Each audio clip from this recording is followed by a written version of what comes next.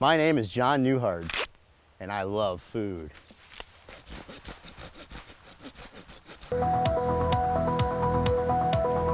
I've spent over 25 years studying food and working as a professional chef. During that time, I've traveled across the country and around the world.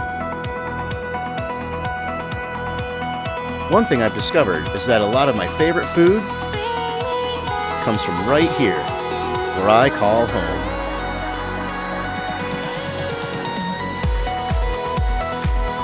Come with me now as I visit some of the farms and meet some of the people who help grow and produce this great food.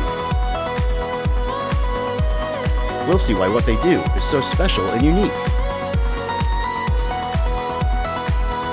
Then I'll take some of their fantastic products back to my kitchen and show you some recipes that you can make in your own home. I'm so excited to share with you what it is that makes me a Vermont foodie.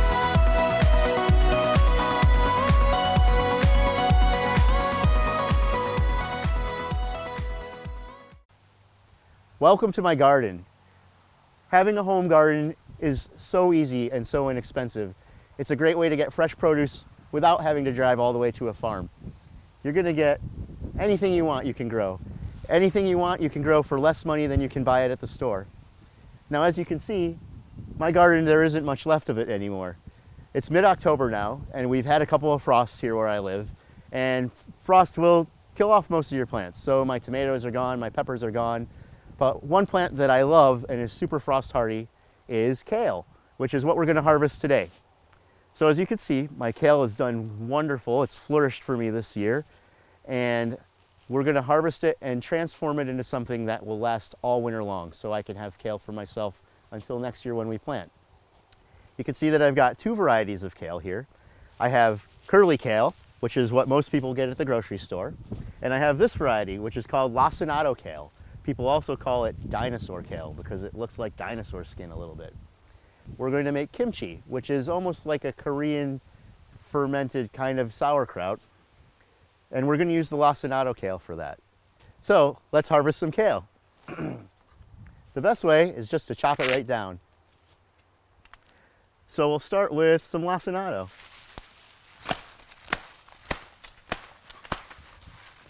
That didn't work as well as I thought it would.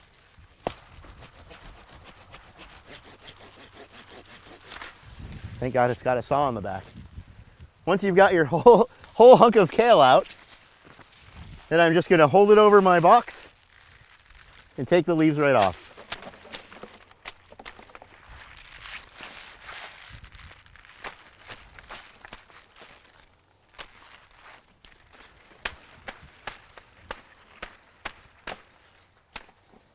We got a lot of kale.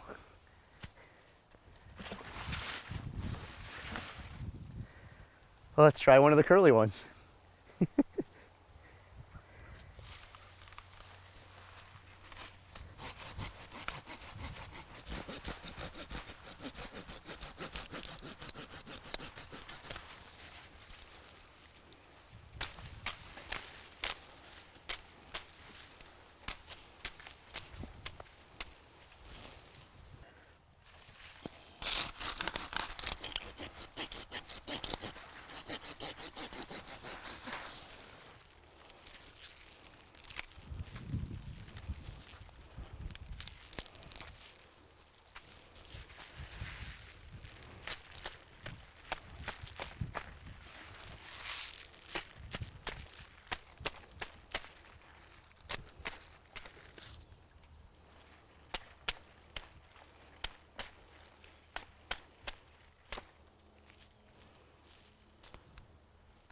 I think we're ready to go inside with our kale.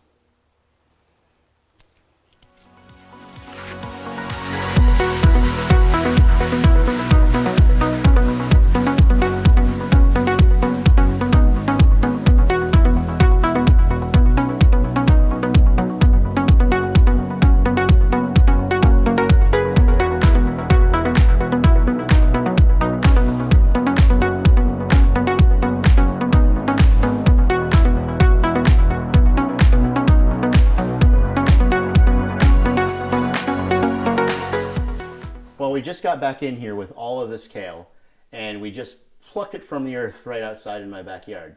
So the first thing that's really important that we want to do is make sure that we clean our kale pretty thoroughly. We want to make sure we get off any little bits of dirt or sand that might have gotten stuck into the little nooks and crannies in the leaves before we get going. So the easiest way to wash your kale, I'm going to show you right now. I've just got a sink full of cold water over here. I'm just going to swish the leaves around and lay them out on a tile to dry. Not even going to try and spin them or shake them too vigorously. I'm just going to let them dry that way.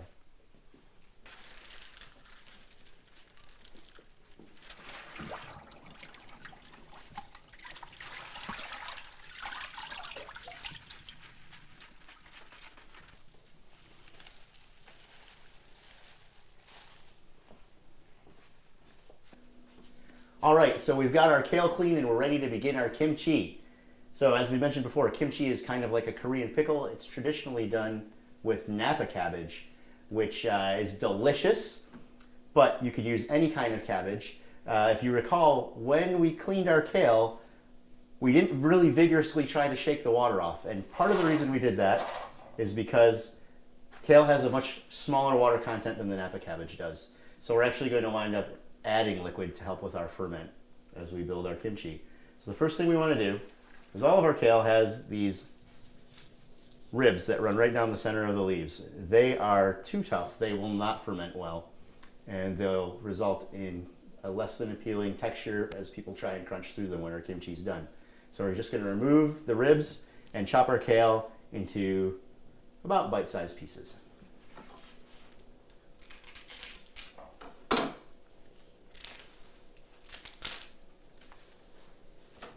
One thing you can do to speed this process up a little bit is to break it down into steps. So I'm going to take the ribs out of several pieces, and then we'll do our chopping. We could just make a big old pile, chop everything all together at once. And it'll save you a little bit of time if you do this in your own kitchen.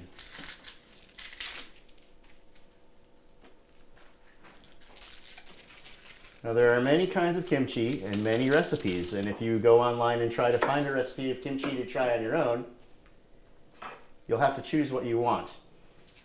But as we've spoken about in every episode that we've done of this show, don't get stuck on following a recipe. If there's an ingredient in here that you don't like, don't put it in.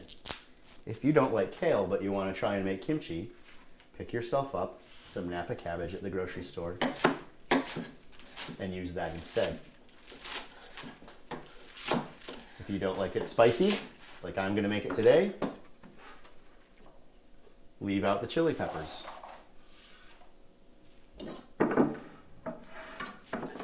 Next, we're going to add our next round of solid ingredients to our kimchi. We've got some kale in the bowl. We're going to add some shredded carrots.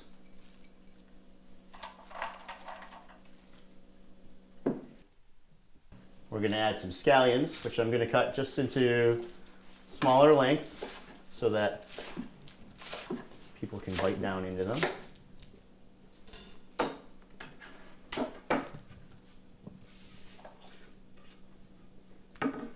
And we're going to add this. Now what the heck is this, right?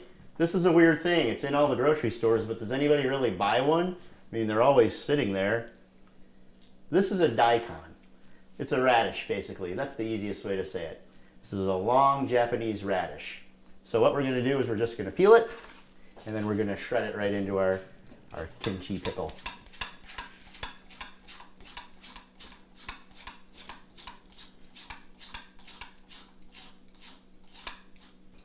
Now I'm going to shred my daikon with this tool, which is known as a mandolin. It's basically a blade and a lot of small blades.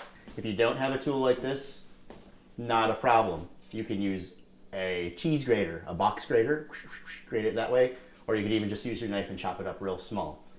The end result's not going to make that big of a difference because everything's going to kind of melt together and form this delicious salad.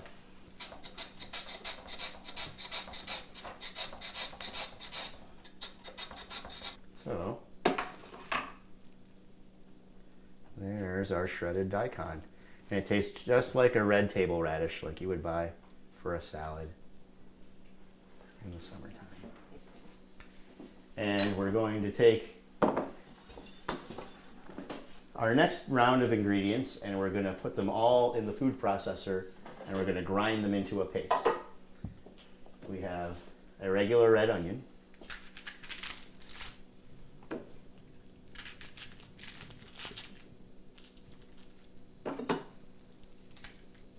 and I'm not going to use the whole thing now because it's going to give a kind of a strong oniony flavor, especially when it pairs with the scallions that we just put in.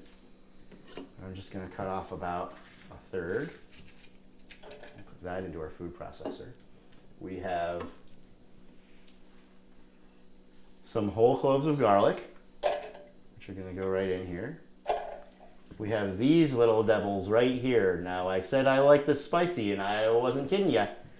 These are habaneros, and this is a strain of habanero that grows a small red pepper, and it's exceptionally spicy. I've also grown the larger orange, kind of more lantern-shaped habaneros. These are a little bit more heat and a little bit less of that fruity flavor. I'm going to put a couple of those right in there. Just going to make sure to take the stem. And next we've got ginger. It has this papery skin on the outside, and we're going to want to remove that. So the easiest way to do that is break off into little knobs what you like, however much you want, and just use a spoon to scrape the skin off. All right, so we're going to put those ingredients right into our mixer bowl, along with some coarse sea salt. Not only is this going to add flavor, but it's going to help grind the ingredients within up as it's like little rocks spinning around at a high rate of speed. And this is very important. These are gochugaru, Korean chili flakes. And this is a crucial ingredient to having your kimchi taste like kimchi. You can find them with mediocre success in grocery stores. You can find gochugaru sauce, usually in this section full of Asian food. I mail ordered these. And once again, this is spicy. Add it to your own taste.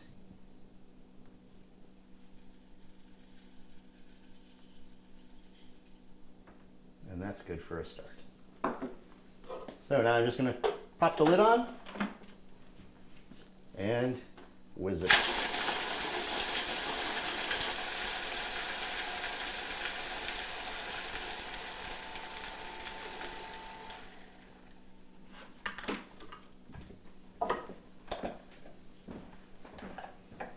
And there you go. So what we've got here is a nice pulverized paste of all our flavoring ingredients. So all I'm going to do is just scrape this right into our bowl.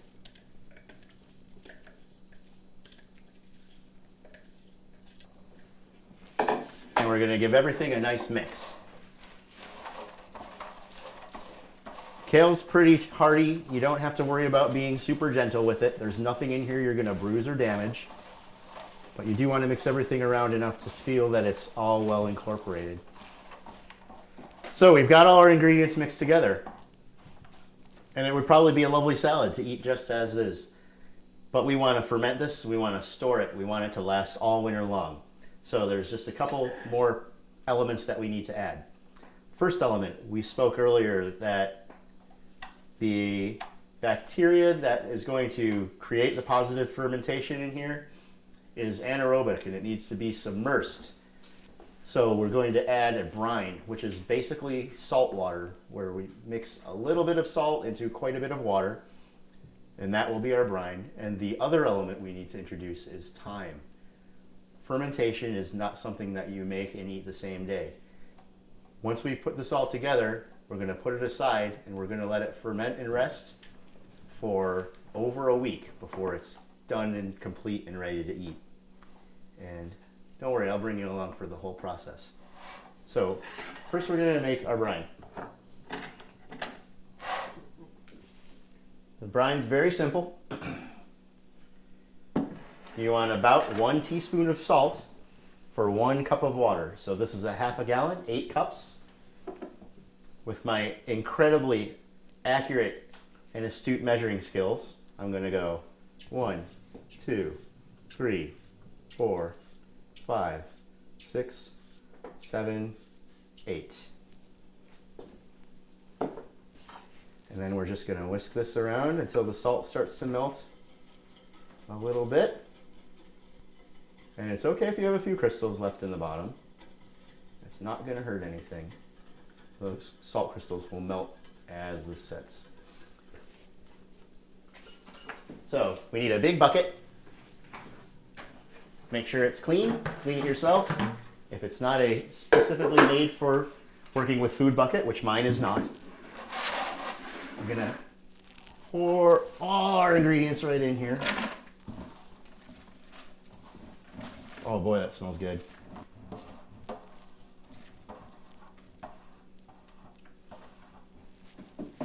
Like so.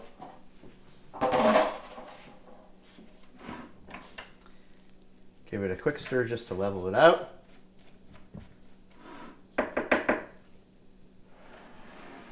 And add our brine.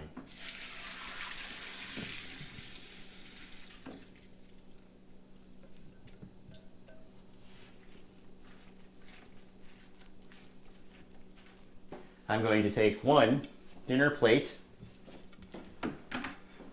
place it upside down on top, and then I'm pushing down until you can see the liquid is coming over the top of the plate. Voila! Kale is now underwater. The plate will rise a little bit. We can try and burp it a little, get some of the bubbles out. And we're ready to go. So what I'm going to do now is I'm going to screw the lid on, and we're just going to set this in a place that's room temperature, which in my house is between 60 and 70 degrees. I'm going to stir it once a night right before I go to bed, and I'm going to watch for bubbles to begin forming, which is indicative that that helpful bacteria is starting to grow and multiply in there. So we're going to cover this up, and we'll check in on it in a few days.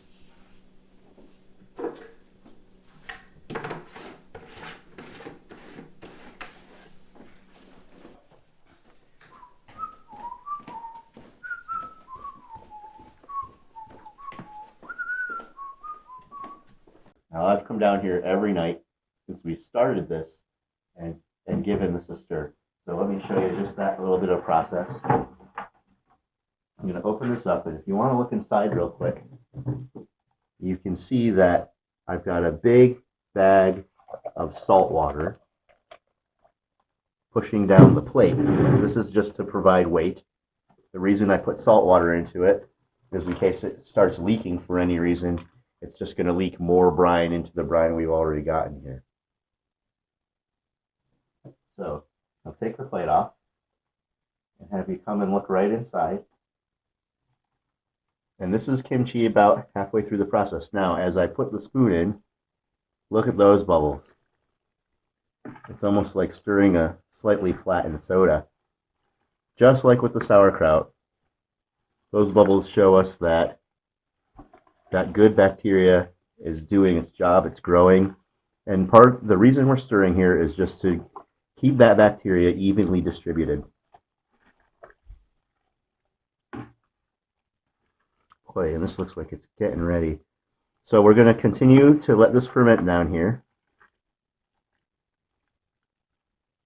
And we're going to go for probably another 7 days would be when I have the most convenient time. And everything is working so far.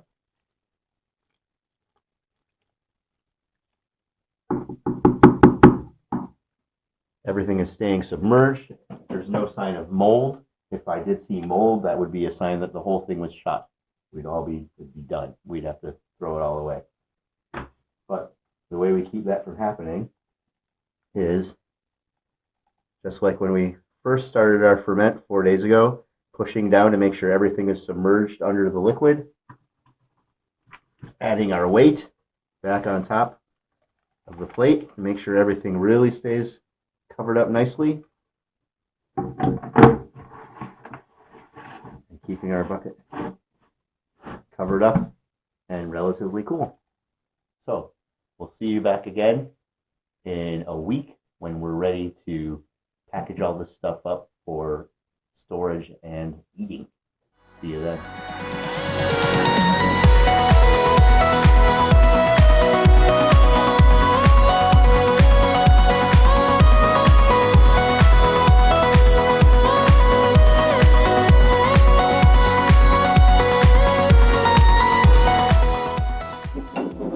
Go ahead and we'll fish out a nice bowl full of kimchi. And this is exactly what we're looking for. I wish you could smell it, because the smell is really how you determine how well it's come out. Now this is, I mean, it's pretty to look at. You've got the nice beautiful orange color and the white of the daikon. Nice and vibrant against the dark green of the cabbage. But it's got this very spicy, pickly kind of aroma. And that's exactly what you're looking for with fresh kimchi that you've made yourself. You don't need to think about cooking your kimchi. You certainly can. It goes great with scrambled eggs or over some warm rice, but it's also wonderful just served in a small dish on the side, like a little salad or a relish. Great. Spicy. There's the heat of the chilies. There's the freshness and the piquantness of the ginger. The flavor of the kale is quite muted as it's fermented down. Really great. Makes a fantastic salad.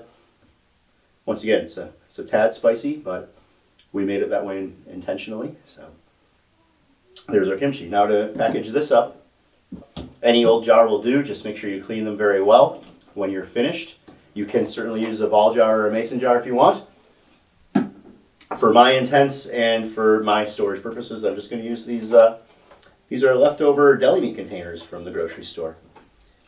I'm just going to lift out a big, grab a kimchi, pop it down in there, and I'm going to pack it in fairly tight. And I'm looking to see that the liquid level is kind of rising to the top as well. I'm even going to just add some extra liquid here, kind of using my homemade kimchi brush. The idea is to create as little space for air as possible, because the beneficial bacteria that we talked about thrives without air, and the spoiling bacteria needs that air to grow. And there we are. Snap our lid on tight, and that's ready to go into the fridge for tomorrow, next week, next month. Who knows, maybe it could last till next year. It doesn't last that long in my house, but only because I eat it too much. Thank you for joining us on this episode of Vermont Foodie. We had a really great time seeing my garden, the closest garden and the most local food you can get. And it was nice to talk with you a little bit about fermentation as a means of preserving your food from your garden and also adding flavor at the same time. I hope you'll join us again soon.